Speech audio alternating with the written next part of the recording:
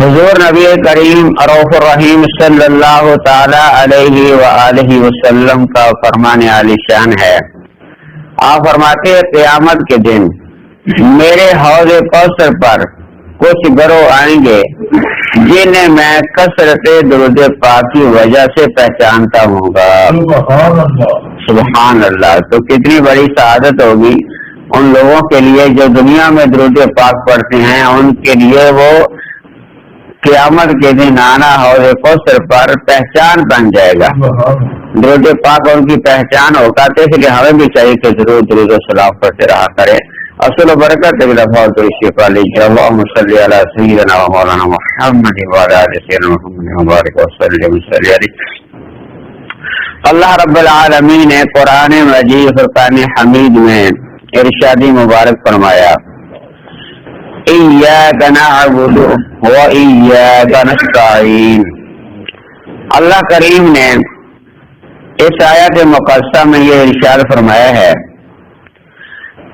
ہم تیری ہی عبادت کرتے ہیں اور تجھ ہی سے مدد چاہتے ہیں۔ یہ اللہ رب العالمین کی بارگاہ میں ہر آدمی جو بھی کھڑا ہوتا ہے نماز پڑھتا ہے، نماز بھی اللہ تعالیٰ کی پڑھ رہا ہے، پھر التجا بھی یہی کر رہا ہے کہ یا رب العالمین ہم تیری ہی عبادت کرتے ہیں اور تجھ سے ہی مدد مانگتے ہیں۔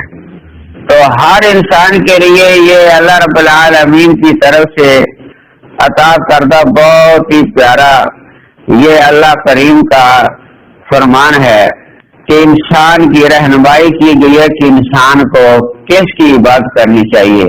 تو اللہ کریم نے خود ہی ہمیں یہ عطا فرما دیے جملے کہ تم یہ کہا کرو ایاک نعبد، ہم اے رب العالمین تیری ہی عبادت کرتے ہیں، و ایاک نستعین، اور تجھ سے ہی مدد چاہتے ہیں۔ تو اس میں کہ ہم تیری ہی عبادت کرتے ہیں اور تجھ سے ہی مدد چاہتے ہیں، اس سے پہلی آیات میں جو بیان ہوا تھا ہر طرح کی حمد و ثنا کا حقیقی مستحق اللہ رب العالمین ہے، جو کہ سب جہانوں کا پالنے والا ہے، بہت مہربان اور رحم فرمانے والا ہے۔ اور اس آیت سے بندوں کو یہ سکھایا جا رہا ہے کہ اللہ تبارک تعالیٰ کی بارگاہ میں اپنی بندگی کا اظہار یوں کرو کہ اے پروردگار عالم ہم صرف تیری ہی عبادت کرتے ہیں، کیونکہ عبادت کا مستحق صرف اور صرف تو ہی ہے، تیرے علاوہ اور کوئی اس لائق ہی نہیں ہے اس کی عبادت کی جا سکے۔ اور حقیقی مدد کرنے والا، حقیقی مدد دینے والا تو ہی ہے، تیری اجازت اور مرضی کے بغیر کوئی کسی قسم کی کسی کی بھی مدد کر ہی نہیں سکتا، نہ ظاہری نہ باطنی، نہ جسمانی نہ روحانی، نہ چھوٹی نہ بڑی، کوئی مدد نہیں کر سکتا سوائے تیرے حکم کے۔ جن کو تھوڑا بہت تو نے اختیار دیا ہے وہ مدد کرتے ہیں عارضی طور پر، ایک دوسرے کے ہم مددگار بن جاتے ہیں، ایک دوسرے کے ہم کام آتے ہیں، یہ بھی مدد ہوتی ہے، لیکن یہ بھی اللہ تعالیٰ کی عطا سے ہوتی ہے۔ اصل مددگار صرف اللہ کریم کی ذات مبارکہ ہے۔ عبادت اور تعظیم میں فرق ہے، عبادت اور چیز ہے، تعظیم اور چیز ہے۔ عبادت کا مفہوم بہت واضح ہے، سمجھنے والے کے لیے اتنا ہی کافی ہے، کسی کو عبادت کے لائق سمجھتے ہوئے اس کی کسی قسم کی تعظیم کرنا، یہ عبادت کہلاتا ہے۔ اور اگر عبادت کے لائق نہ سمجھے اور محض تعظیم ہوگی تو عبادت نہیں کہلائے گی۔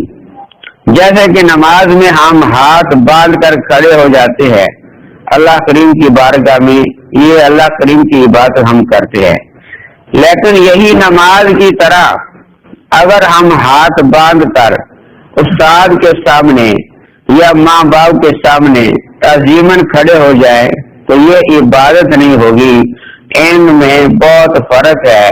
وہاں اللہ کریم کی عبادت کی نیت سے انسان کھڑا ہوتا ہے یا والدین کے ادب کے لیے کھڑا ہوتا ہے، تو اس لیے ہر ایک کی سے پہلے نیت کا ہونا ضروری ہے کہ انسان کی جیسی نیت ہوتی ہے ویسے ہی انسان کو اللہ کریم اجر عطا فرماتا ہے. اس لیے عبادت صرف اور صرف اللہ کریم کی ہے. تعظیم جو ہم کرتے ہیں، تعظیم کے اللہ کریم نے وہ جو بتائے ہیں، اس لیے تعظیم کرنی چاہیے. والدین کی تعظیم کرنی چاہیے، اساتذہ کی تعظیم کرنی چاہیے. حضور نبی کریم صلی اللہ علیہ وسلم کی، آپ کے اہل بیت کی، تمام صحابہ کرام کی تعظیم انسان کو کرنی چاہیے. ہر عالم دین کی تعظیم کرنی چاہیے، ہر بزرگ کی تعظیم کرنی چاہیے. یہ ادب ہے. ادب کے بغیر تو انسان کا علم بھی مکمل نہیں ہے، کیونکہ بغیر ادب کے انسان کسی منزل تک پہنچ ہی نہیں سکتا ہے. تو ادب انسان کو کرنا چاہیے، تعظیم کرنی چاہیے. عبادت صرف اور صرف اللہ تبارک تعالیٰ کی ہے. تو اس آیت مقدسہ میں یہ جمع کے سیغے ہیں، جیسے ہم تیری ہی عبادت کرتے ہیں. اسے معلوم ہوا نماز با جماعت کے ساتھ ادا کرنی چاہیے. جام کے انسان اگر اکیلا ہو تو پھر اور جملہ ہونا چاہیے تھا. یہاں اللہ کریم نے فرمایا ہم تیری ہی عبادت کرتے ہیں. ہم سے مراد ہے جمع کا صیغہ، کہ ہم سارے لوگ تیری عبادت کرتے ہیں. تو سارے لوگ اسی وقت ہوں گے جب سارے جماعت کے اندر کھڑے ہوں گے. تو اس آیت مقدسہ سے بھی یہ پتہ چلتا ہے کہ انسان کو با جماعت نماز ادا کرنی چاہیے. با جماعت پڑھنے کا اللہ کریم نے یہاں حکم فرمایا کہ سب لوگ کھڑے ہو کے جب اللہ کریم کی بارگاہ میں عرض کرتے ہیں ہم تیری عبادت کرتے ہیں یا نعبد، تو اللہ رب العالمین کی عبادت کرتے ہیں. با جماعت نماز ادا کرنی چاہیے اور دوسروں کو بھی عبادت کرنے میں شریک کرنے کا یہ فائدہ بتایا جا رہا ہے کہ گناہ گاروں کی، جو انسان اللہ رب العالمین کی بارگاہ میں گناہ گار ہوتا ہے، خطا کار ہوتا ہے، اس کی سے غلطیاں ہو چکی ہوتی ہیں، تو ان کو بھی اللہ رب العالمین نے اللہ تبارک تعالیٰ کی بارگاہ میں کھڑے ہوتے ہوئے جب نیک لوگوں کے ساتھ کھڑے ہوتے ہیں، کیونکہ جماعت میں سب ایک جیسے تو نہیں ہوتے، کوئی نیک بھی ہوتے ہیں، کوئی گناہ گار بھی ہوتے ہیں، کوئی صالح لوگ ہوتے ہیں، کوئی کیسے ہوتے ہیں.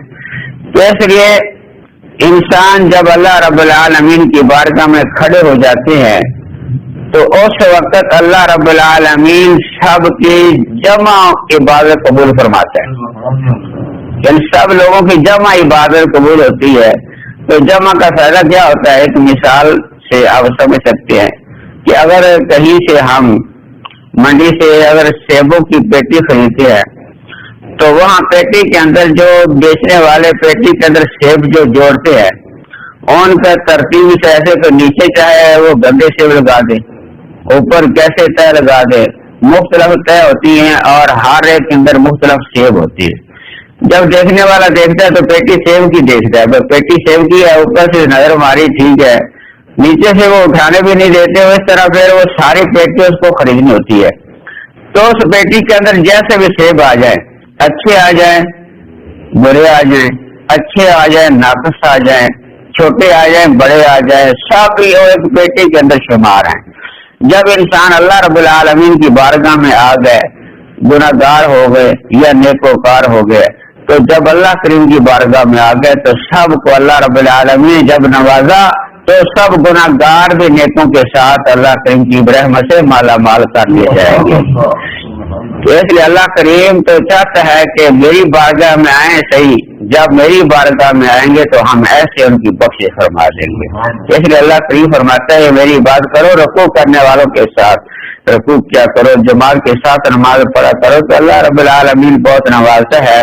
تو اللہ رب العالمین کی بارگاہ میں اپنی حاجت عرض کرنے سے پہلے اپنی بندگی کا اظہار کرنا چاہیے. جب انسان اپنی کوئی حاجت پیش کرتا ہے، اپنی عرض کرتا ہے، اس عرض کرنے سے پہلے اللہ تعالیٰ کی تعریف کرنی چاہیے. تو اس صورت میں ہمیں یہی بتایا گیا ہے کہ پہلے اللہ تعالیٰ کی حمد و ثنا کی گئی ہے، فاتحہ میں الحمدللہ رب العالمین، اس کی شان بیان کی گئی ہے الرحمن الرحیم. پھر اللہ کریم کی جو بادشاہی اس کا ذکر کیا گیا ہے مالک یوم الدین. پھر اپنی انسان اپنی عارضی کرتا ہے یا رب العالمین ہم صرف تیری عبادت کرتے ہیں اور مدد بھی تو ہی کرنے والا ہے. تو اس طرح یعنی کہ انسان کو یہ طریقہ بھی سکھایا گیا ہے کہ انسان کو اس طرح اللہ کریم کی بارگاہ میں پہلے اس کی تعریف کرنی چاہیے، اس کی شان کو اظہار کرنا چاہیے. اس کے بعد تو انسان کیا کرتا ہے کہ اس کی بارگاہ میں اپنی بندگی کا بھی اظہار کر، مولا میں تیرا نا بندہ ہوں، تو میرا خالق ہے، تو میرا مالک ہے. پھر اس کے بعد اپنی فریاد کرے گا تو اللہ کریم اس پر ضرور مہربانی فرما کے اس کو انعام و کرم سے نواز دے گا. تو اس لیے ہمیں یہ طریقہ کار سکھایا گیا. انسان کی رہنمائی اللہ کریم نے بہت اچھے طریقے سے فرمائی ہے. جب انسان اللہ رب العالمین کے کلام پر غور و فکر کرتا ہے تو سب راستے آسان ہوتے چلے جاتے ہیں. تو اس لیے اللہ کریم کے پیارے کلام مقدس سے ہمیں یہ راستہ نصیب ہوا کہ انسان کو کیسے اپنے رب کی بارگاہ میں التجا کرنی چاہیے، کیسے کھڑا ہونا چاہیے. تو اس لیے ہمیں بھی چاہیے کہ یہی طریقہ اختیار کرے. دعا اللہ رب العالمین کی بارگاہ میں اللہ تعالی ہمیں عمل کرنے کی توفیق عطا فرمائے.